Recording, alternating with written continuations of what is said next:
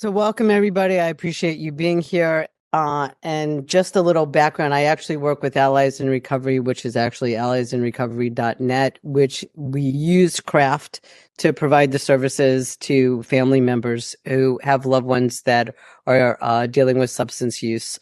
So just a little bit about me. I have been in the field of addiction since the 80s, or as I like to say, the Pleistocene.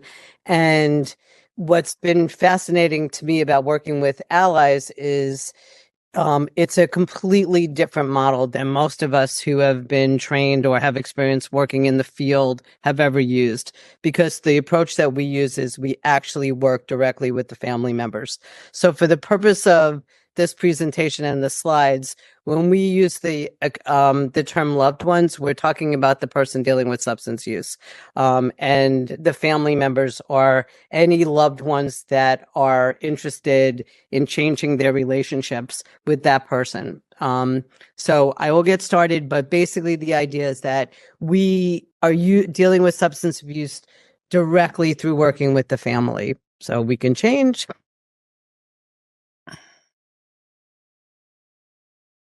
So there, I don't know. Yeah, there we go. So here we have the loved one. The loved one is the person who is using or in any stage of recovery or actually back and forth. It's the person who has the substance use treatment. So let's go on to the next slide. Now, when we look at this model, you could see that all of the providers and all of the treatment is based on directly working with the person who's dealing with the substance use issue. The therapists, sponsors, sober house managers, drug court IOPs, case managers, whether it's inpatient, outpatient, psychiatrist, everything is focused on working with the loved one, which, as we all know, for those of us who've been working in the field, it can be successful, but it's often like working in a vacuum, because when you're working with the person, you have direct contact with them, but you have no idea what's going on outside in their lives. And you also, after you finish working with people, you wind up sending them out into the great unknown, and not having a clue what's going on with them. And as a person who has been doing this work for a long time, so much of what we have to do as the treatment professional is figure out what's true, what's not true, what the supports are, what other structure the person has in their life, so we know what we're working with. But a lot of times that information is not always complete or accurate. So let's go to the next slide. And when you look at this model, the model that's currently in use by most providers, the families and the loved one, and the people who care about this person are on the outside of the treatment system. There's a couple of programs that will bring people in while people are inpatient and have a weekend or have a couple of sessions, but most of the time the family members, due to confidentiality and HIPAA, and also I think the belief system of the model is to keep the family members out. I know in my own personal experience, I always had the feeling that they were codependent and enabling and making things more messy, and they were being victimized, but of their own volition. And I actually, for many years, had no desire to work with the family members, because I felt like, as I like to say, when I'm working with the person who's dealing with the substances, it's really going to the core. It's the prime directive is working with that person. And I did not value the role of the people in their lives, which was unfortunate. So this is what you're looking at here. It's the family members are on the outside and they have little or nothing to do with the actual treatment process. And when they do want to get involved, they're pushed away or told that there's HIPAA regulations and that the providers are not interested in really engaging with them. So let's go to the next slide. And this is that's what I'm saying, is that they get rejected basically. And so you can imagine if you're a family member and you could see what's actually happening with that person and you're trying to engage with the treatment process and you're being pushed away, then it sends the families into their own crisis, and they continue to do whatever they've been doing that mostly does not work for the person who's using. It just doesn't work. But there's no intervention to help them shift. There's no intervention to help them get engaged in this process. So they're left to their own devices with things like Al-Anon, which is very helpful, but Al-Anon is a support program and not necessarily an instructional program. So let's go to the next slide. So we have Allies in Recovery, which has been around for about 19 years now. We're completely online. There is absolutely no in-person processing. So basically, we're a website that where we actually believe that the family is this amazingly untapped resource in battling substance use disorder. And I just want to say about that, that I actually, as I've been doing this work for the last 4 or 5 years, I've come to believe that it's actually the secret to working with people with addiction issues, because it just, I've seen so much change and so much progress when we work with the family. And what happens is if the families don't get access and support, then they're left to their own devices, which can be at best neutral and not helpful. And it could also be exceptionally destructive because people are desperate and they do desperate things because they're trying to keep their loved one alive. But they don't know the right way to do that. So Allies, by applying craft, has developed this tool set and platforms to help families actually use this model of craft, because ultimately craft, which was created by Bob Myers and out of New Mexico, is a professionally based model where professionals are trained to work with the family. And originally, and possibly still, it's a 12-week model with the idea of, with at the end of the 12 weeks, you can get your loved one into treatment. What we've done is taken it and made it a longer term model, made it fully accessible, and so that people are doing this work all the time and that it is not professionally based. Okay, let's go to the next slide. Yeah, so the original craft version was very black and white. You were either sober or you're abstinent. There's never a mention of harm reduction. There's never a mention of function. It's just that you're either sober or abstinence. And this will make more sense as we continue to talk about this. At Allies, we actually work to stretch the gray zone between abstinence and active use, because as we know, doing the work, there's all kinds of use in between having major destruction and really horrendous use episodes and doing nothing. So what we do to reduce harm is we reward lower, less dangerous use and efforts to moderate, all while keeping a connection with the loved one. And I just want to say that the most important thing that we do is maintain the connection with the loved one, because when that becomes the prime directive, there's all this work that can be done to actually engage in a positive relationship, which ultimately impacts the person who's using. Let's go to the next slide. So what do we offer? We offer e-learning modules, which basically goes through the tool set that we provide. So each e-learning module is focused on one particular set of tools. There's videos, there's discussions, there's all kinds of things that help you learn how to use the tools. We have blogs, we have podcasts called Coming Up for Air. That's one, and we'll probably be starting another one. We have support groups. We have individual support online. And our support groups are, there's an emotional support group, and we have psychoeducational groups too. And all of them really focus on grounding people in the actual tool base. So, you know, this is research-based content, and it's been developed and delivered by a team with, between us, we have decades of experience. And because it's online, the support is available 24/7.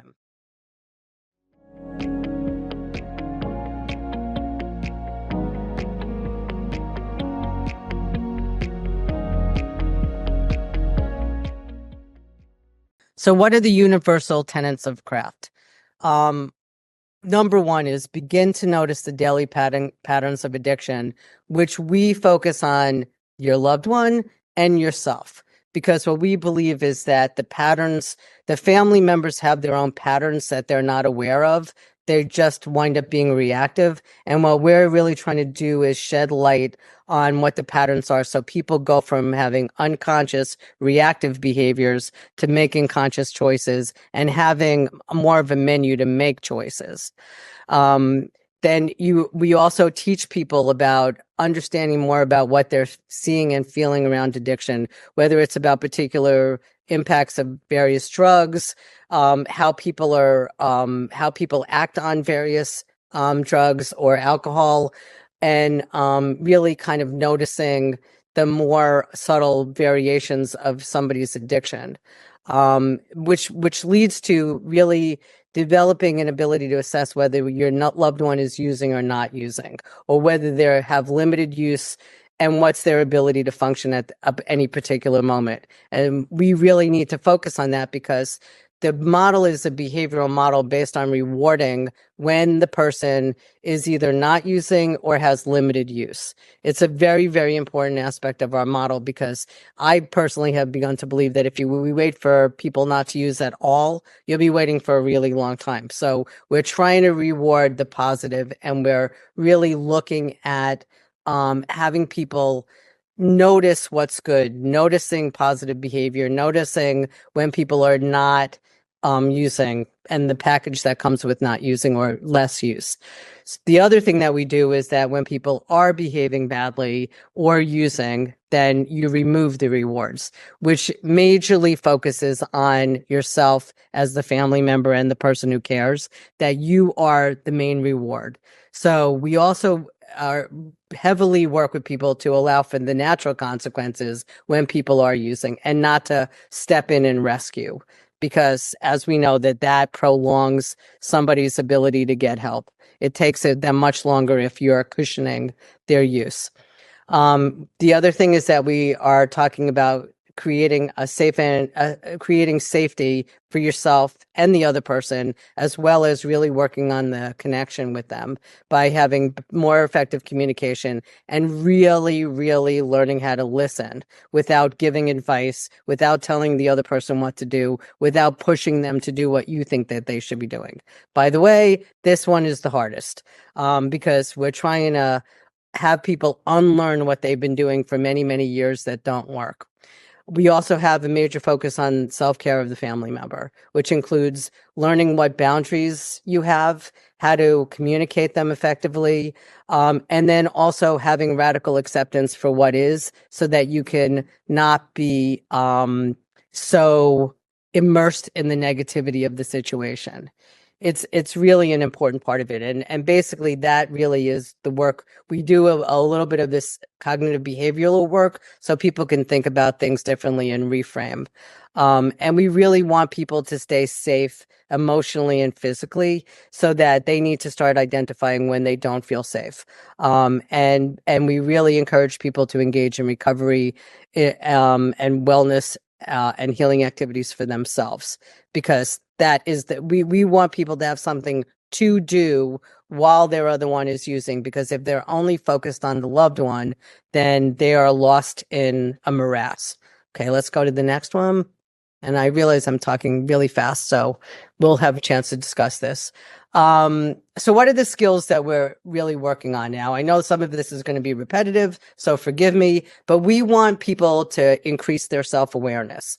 And by increasing self-awareness, you have an option for reducing your reactivity. And the reactivity, what we have found is it's the most destructive element when it comes to working with people who are dealing with substance use issues. They have their own shame, they have their own blame. And so if you're reacting, then they're reacting to you, and it becomes a hot mess. So what are the elements of that? You need to accept things the way they are, and you can deal with your feelings with that, but you cannot make something happen that is out of your control. Speaking of control, that what happens is the old model is control. I'm going to control this person. I'm going to keep them safe. I'm going to get them into treatment. I'm going to do an intervention. Our model is based on a positive influence, that we are going to more gently, more subtly influence the person's behavior with the goal, hopefully, of them deciding that they want to go into treatment. Not that you are forcing that, but you are creating an environment where they start thinking about that much more heavily than they used to. And part of that is you need to stay safe. We just had this discussion in the group last night. Now, there's physical safety, which I think is much more obvious to people when people are throwing things or physically violent or destroying things. But a huge aspect of what we're talking about is emotional safety. Okay, because people get abusive, they get verbally violent, and also if you're living with somebody that is threatening, not or possibly can harm themselves with an overdose or toxicity, then you already do not feel safe. Okay, if you're trying to keep somebody alive in your house, that is not a safe position to be in. So what we really work on is how to help people create that sense of their own self-control, their own ability to control the environment, and what that might look like for them. That includes when do you actually step forward towards the person and when you step out. You step in when you're seeing them doing well or doing something positive or not doing something negative, and you step out when they're behaving badly. We do not teach confrontation. We teach people to step out. We teach people to step away and protect themselves.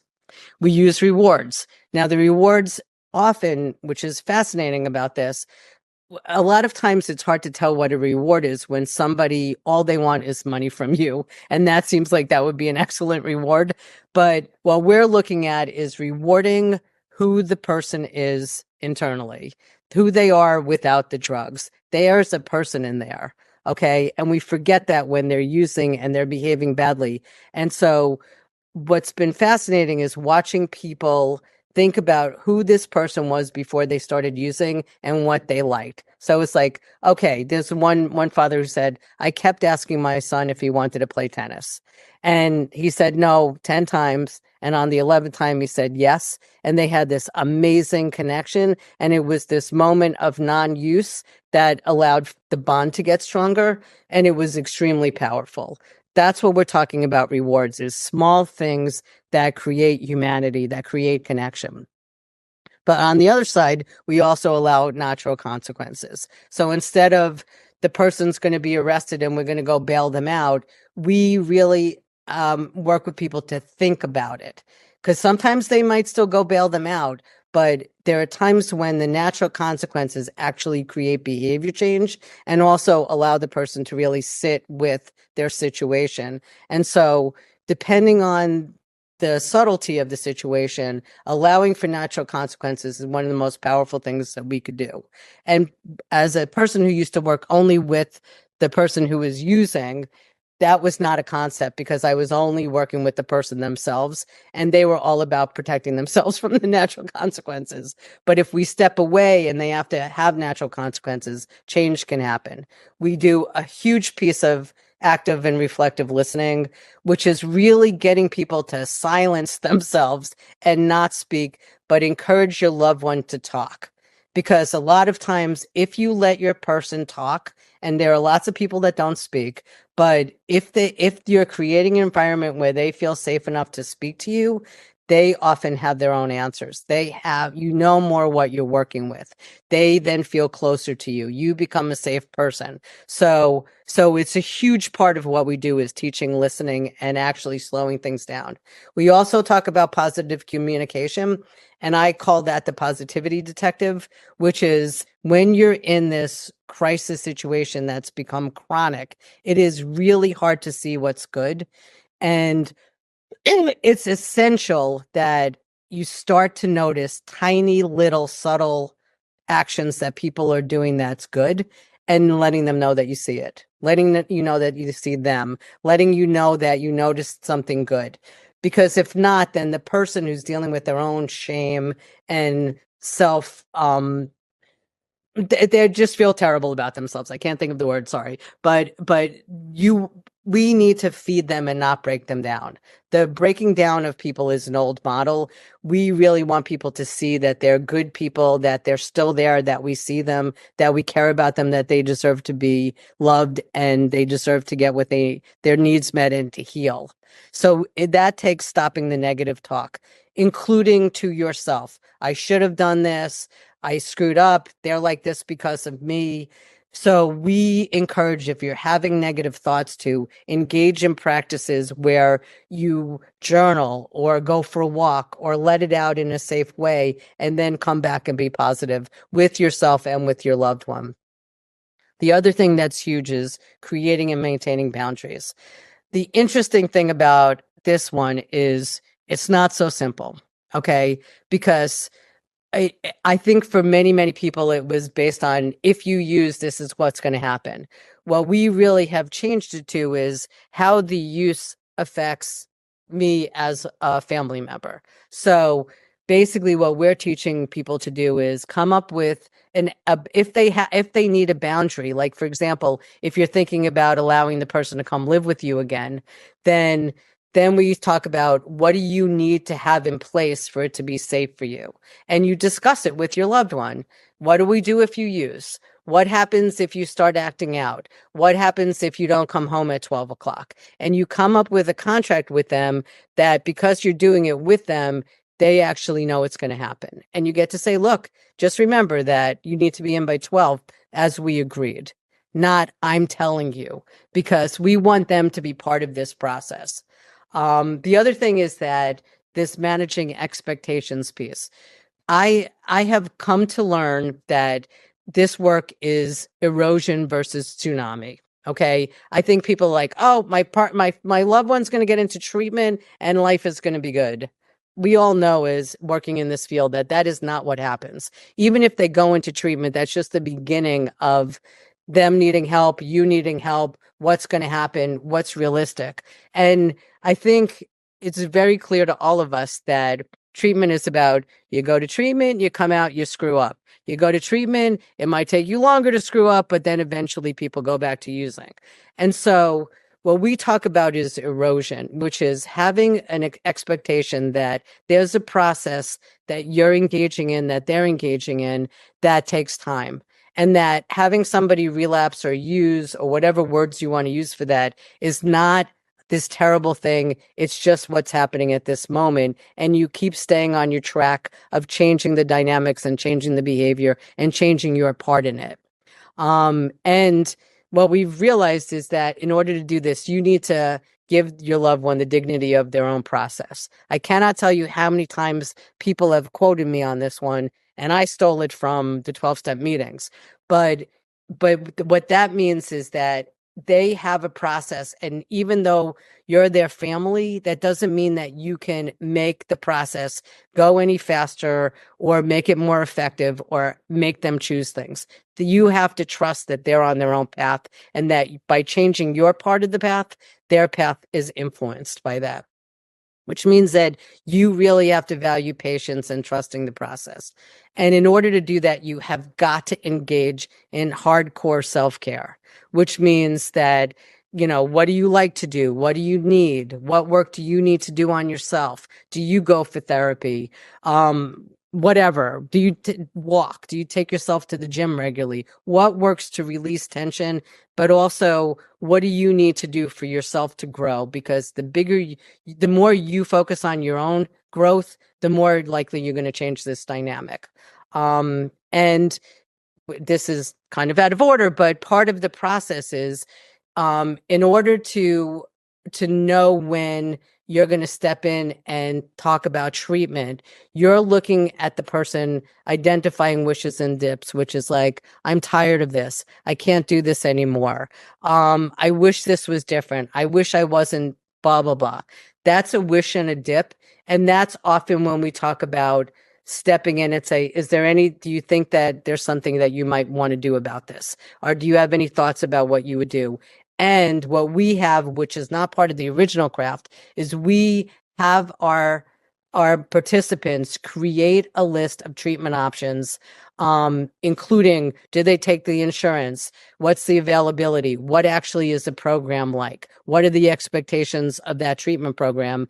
And you have that available ready during these wishes and dips, so that if they say, I want to get help, you have information that you can give them if they're interested.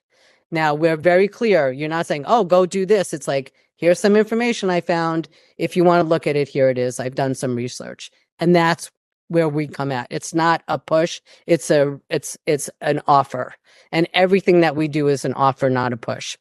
Okay, let's go to the next one, if there is a next one. Okay, so to summarize this, the role of the family in treatment for us is that we want the family to take on the role of a positive influence in the person seeking treatment. We want to support the treatment process, including setbacks and allowing people to hold the space and not being devastated by setbacks, and encourage them to go, but not pushing them to go to treatment.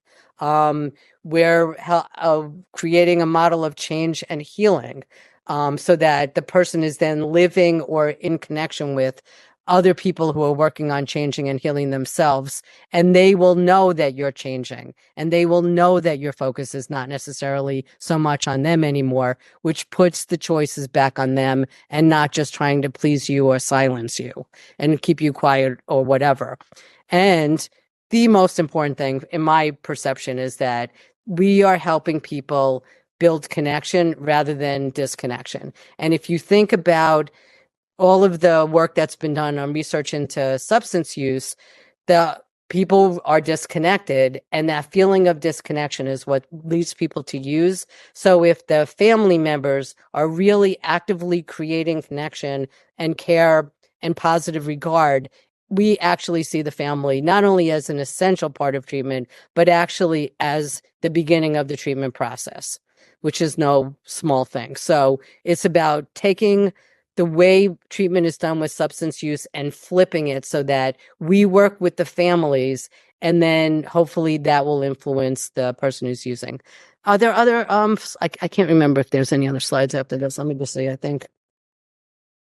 Yes, and then we have the statistics. So these are the research that we've done. Dominique is laughing because I am not statistical. She is. But 93% of the families that we work with that have responded found that it reduced their anxiety, worry, and anger. And this is all through our site, the people who responded on our site. 80% that working with allies and doing this work was helpful in getting their loved one to accept care. And 67% found allies to be helpful in reducing their loved one's use of drugs and alcohol. These are substantial impact of people. It is not small. And the most important thing, as far as I'm concerned, is the family members, which have never been part of the picture, have their own anxiety, depression, and trauma, and they need the attention as well. And we are the people that provide that kind of focus for them so that they could get help. And by them reducing the anxiety and the trauma and the depression, they actually are much more effective collaborators with their loved ones.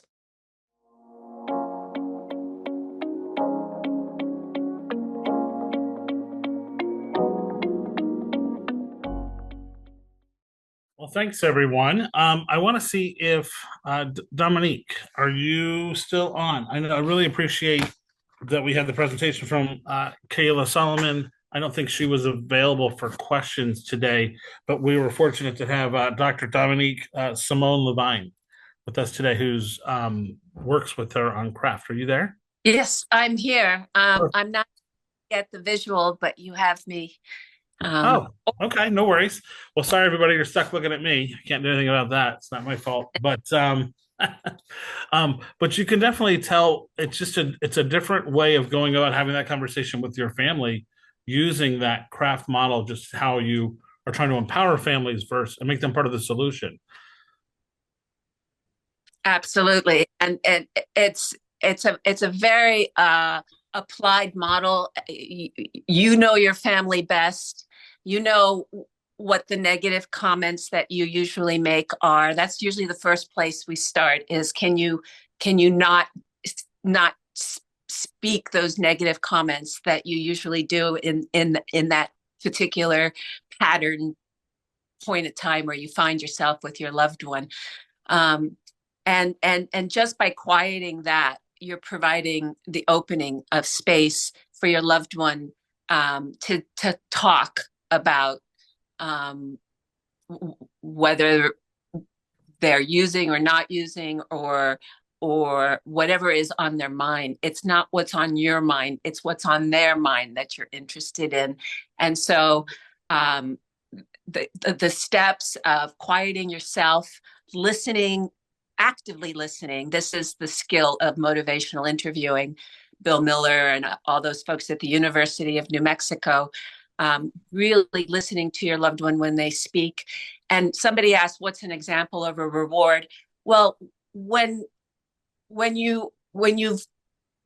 walked through the door and your assessment internally is that there is either low use or no use, they're mostly on time, they're looking pretty good, you're going to reward that. And how you might reward that is by starting is greeting them at the door and saying, hey, I'm glad you're home. You look good. What about we put that pizza in the oven? It's Seinfeld reruns tonight. We could sit on the couch for a few hours and eat pizza and watch TV. How does that sound? And that is a couple rewards. That is dinner, food, that is your attention. You turned to them, you listened to what they were saying, you were attentive. You could have shrugged their shoulder or patted their back. Hey, it's good to see you. You're sitting on the couch with them. You're providing yourself as a reward by being there, and not being nagging and horrible, but just spending time together. We actually have about 4 different exercises on our site we have 26 database exercises, and 4 of them help you try to recall or come up with these different kinds of rewards. There's money and games and tickets to things. There's those kind of standard material rewards.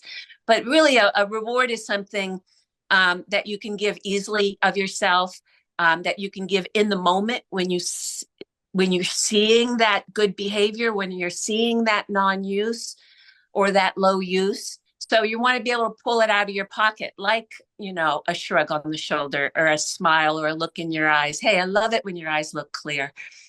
A nice comment. Thanks, you made the effort to get home on time. I really appreciate it.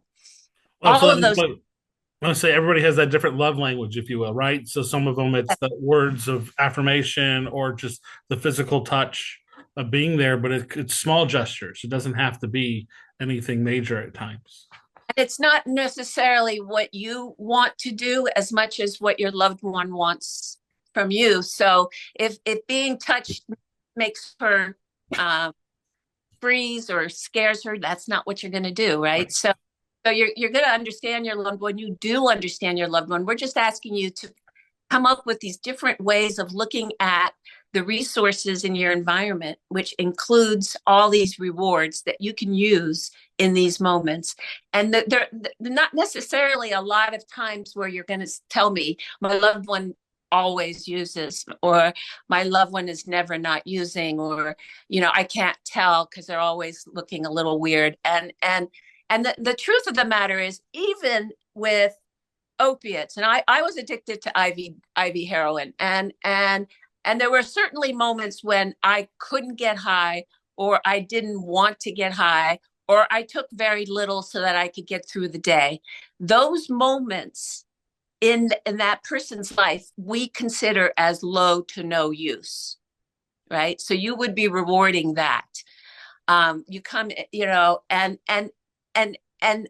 no matter what drug you take, there are pauses, forced pauses or voluntary pauses. You have drug court, you have to be urine tested, whatever it is.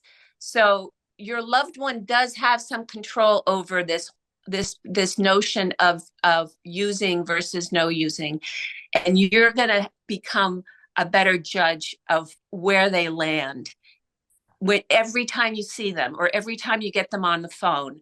And it's really the first question you ask yourself is, are they or are they not using right now in this moment? Because it's in this moment that you have to respond to them differently.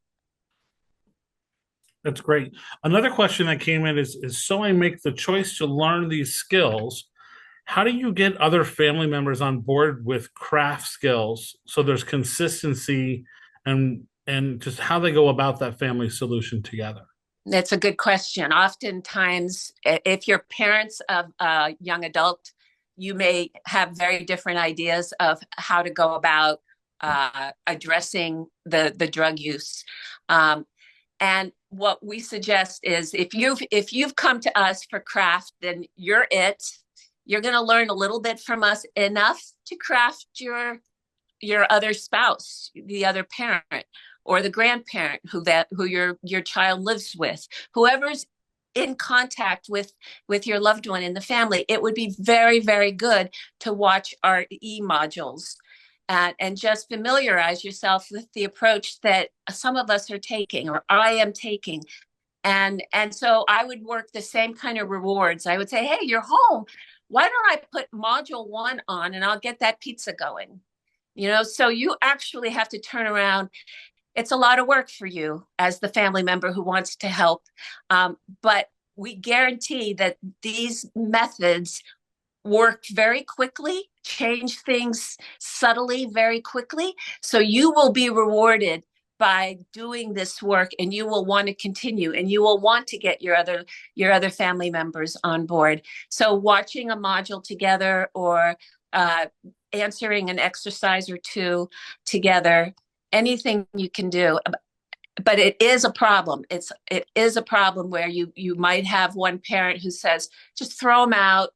We've done what we could. I don't want to see him for like 6 months. And you got the other parent that says, no, we have to stay close. We have to stay connected. We have to stay saddled up next to him if we're going to be any use to him during these next 6 months when he's in danger. Well, that really is a great segue to another question that came in was, how does the craft model really address caregiver fatigue? Well, that's it. This model teaches you a better way of using your energy, of using of learning to react and respond differently. And it's not just with the person who you're aiming it to that you're having issues with. It's anybody that you are in contact with, less reactive, more responsive, with some basic communication skills, with some basic ideas of whether you want to step towards what's going on right now or to step away from it, the behavioral modification of yourself as the family member. So it really is not fatiguing to do this. And our meetings, our groups, all of our efforts are constructive and positive, and people feel better. 90% feel less worry, anger, frustration, better family cohesion. That's great numbers.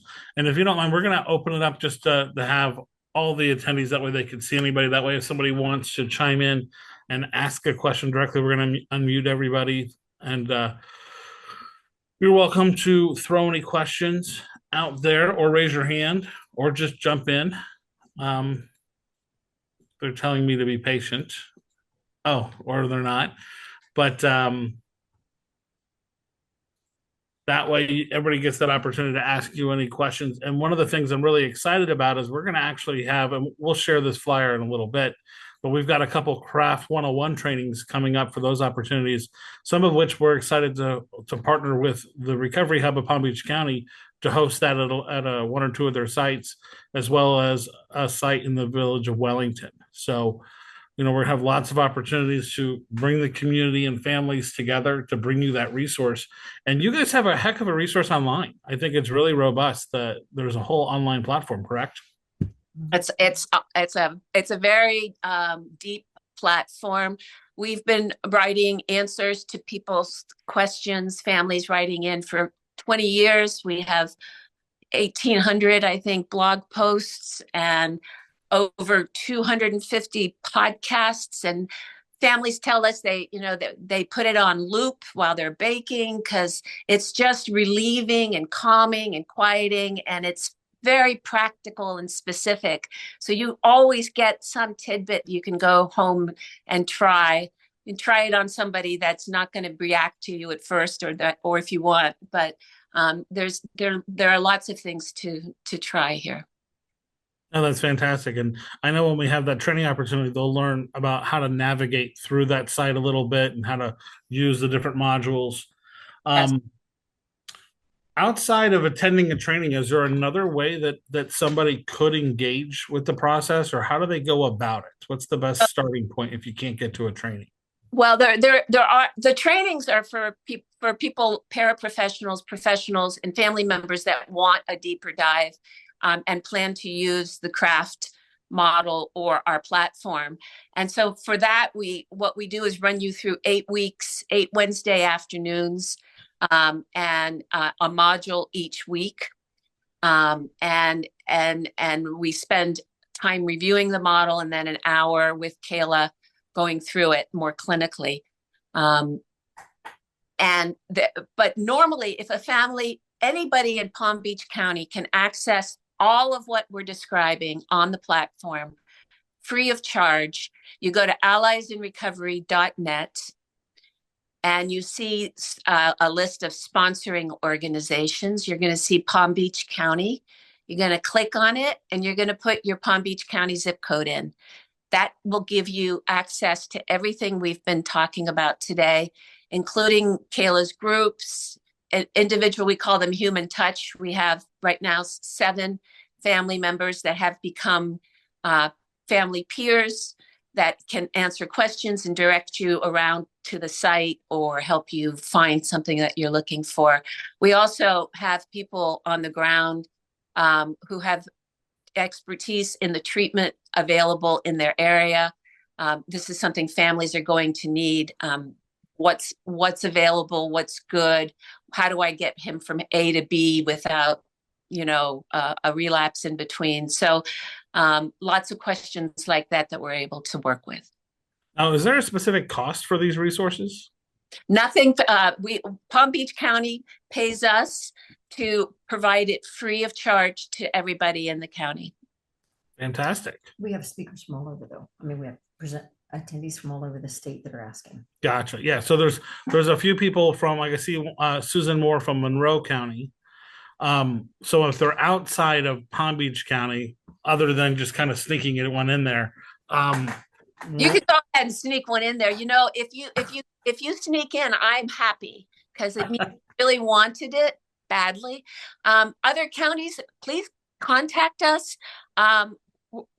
We're very reasonable and we're interested in getting across Florida. We met the National Federation of Families, Miami and Broward just last week, and Orlando. So we know that there are other counties that are looking at this, and it'd be nice if Florida as a whole state picked it up. It would be the least expensive way for everybody in Florida to have free access to it. And we do that in Massachusetts and Rhode Island and New Mexico and in Mississippi right now. So, and kind of a follow-up question is insurance related. Do you take insurance, or is it more you try to work on just for those individuals, if they're outside, what's the best way to do that? Just contact you. It's interesting, Ryan, because caretaking services, training of families is not reimbursable by insurance because you're not the identified patient. You're just their family member. And until they get into treatment, you can't get reimbursed for this work.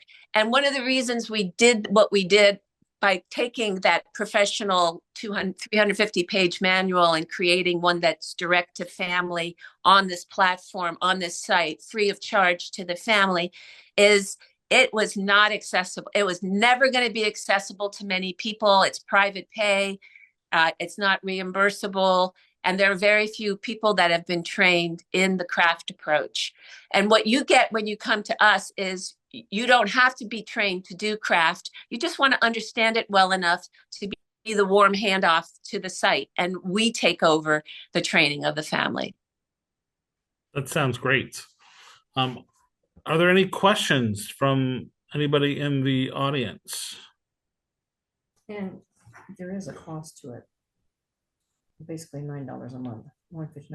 Oh no, not to the families, not to the families in Palm Beach. The $9 is also, it's if you if you don't have a sponsoring organization, the cost to the family is $159 for 6 months, and then $9 a month to continue with us afterwards, which keeps you eligible and accessing everything, and including the groups. So and in the recovery space, that's not a lot of money. No. So, I mean, what treatment costs are and finding that way for families to come together in a united voice to do something that's becoming proven to be much more effective, I think is fantastic. And the families are very isolated, and there's tremendous shame and blame and stigma. And you'll find that families have a hard time engaging with this or with anything else because they're exhausted and they don't really think anything's going to work. So it's really good to have craft. And I think what we've done, making it available and accessible, we've essentially democratized it, which I feel is the legacy of our work, is that many, many more families will have the opportunity to learn this approach, to do it, and to find some peace and some calm and some direction towards recovery for everyone. Okay, well, we posted that flyer so others could see, and we'll make sure we share that out. It'll be another kind of an overview type of training. So if you've attended, but you're welcome to share that, and we'll have an opportunity for in person as well as online, and there'll be 2 different times: a time slot from 10 a.m. to 11:30, and another from 6 p.m. to 7:30. And that'll be local here in Wellington. Do we have a date yet set for the one with the hub? This is Friday. Oh, well, if you're not doing anything on Friday, is that another overview, or is it It's Craft 101, but it's going to be specific to our peer specialists at the hub recovery centers. So it'll be more specific to peer specialists than Which I see Darcy's overall. on. So, okay. Any other questions? I don't see any hands raised. Well, Dominique, thank you so much for joining us. Please extend our appreciation to Kayla for her presentation earlier today. For those of you that stuck in there with us, I really appreciate it.